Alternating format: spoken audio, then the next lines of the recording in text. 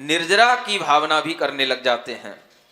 अनिठ यारी में इणम इणम दु इठ यारी में चले चले दिमाण से यरोग रोस बाहुणा जदा तदा न संति चित्तदा कदा हवे अरे कहिम न निज्जरा अहो कहिम न निज्जरा अहो।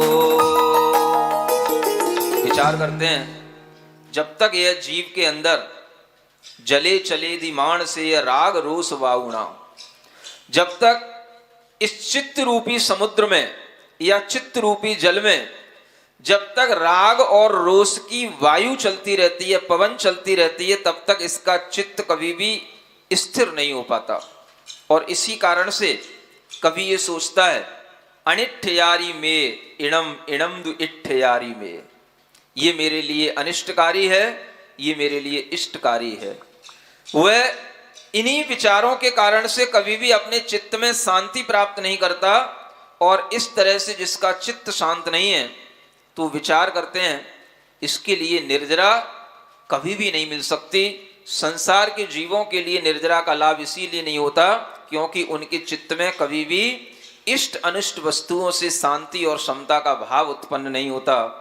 फिर आगे वो विचार करते हैं, नवेश में धारणेण साहु संगमेण नो महोगणे गभेय भिन्न ताव वाहनेण नो निजपसाहणा विहीण साहुड़ो समम विण कहिमण निज्जरा अहो कहिमण निज्जरा अहो। विचार करते हैं, अनेक लोग अनेक तरह के भेष धारण कर लेते हैं, अनेक तरह के रूप बना लेते हैं। कभी कभी तो लोग साधु का भी भेष बना लेते हैं और साधुओं की संगति भी कर लेते हैं। अनेक प्रकार के उग्र भेद वाले अनेक प्रकार के तपों से भी युक्त हो जाते हैं और उसका भी वहन करते हैं।